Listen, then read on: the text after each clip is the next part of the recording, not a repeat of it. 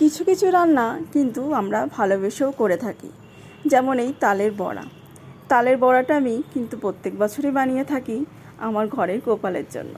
তাই এবছরও আমি একটা তাল নিয়ে এসেছি।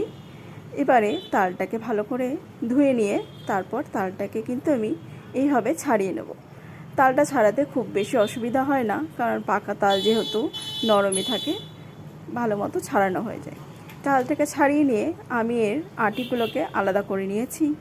এরপরে একটা পাত্রে সামান্য জল দিয়ে তার মধ্যে এই তালের আটিগুলোকে একটু নরম করে নেব, কারণ নরম না হলে এর থেকে মাড়ি বের করা যাবে না।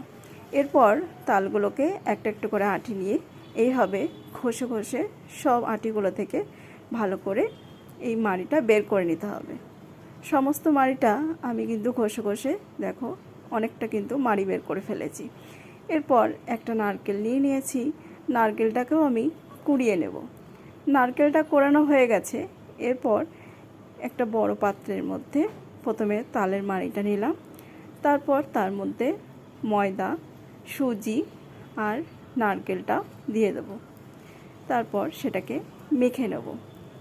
তালের মাড়িটার সাথে এগুলোকে ভালো করে মেখে নিতে হবে।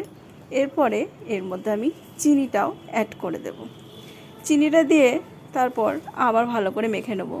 এটা যদি একটু টাইট না হয়ে থাকে তাহলে আর একটু সামান্য পরিমাণে আমি ময়দা মিশিয়ে নিয়েছি, কারণ প্রথমে একটু টাইটটা কম হয়েছিল, তাই একটু ময়দা মিশিয়ে তার মধ্যে আর একটু সামান্য পরিমাণে খাবার সোডাও দিয়ে দিয়েছি।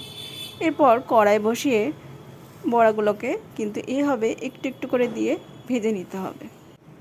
একটু বেশি করে তেল লাগবে, কারণ বড়াগুলো ভাজতে কিন্তু একটু ডুবো তেলই লাগবে। এইরকমভাবে সমস্ত বড়াগুলো একটু একটু করে দিয়ে আমি ভেজে নেব। আমার বড়াগুলো মোটামুটি সব ভাজা হয়ে গেছে। এরপর দেখো তুলে নিলাম। এগুলো কিন্তু ভীষণই নরম হয়, কারণ যেহেতু খাবার সোডা একটু দিয়েছিলাম, তাই বড়াগুলো খুবই নরম হয় আর খুবই কিন্তু টেস্টি হয়। তাই ঝটপট এই তালের বড়া বানিয়ে ফেলো।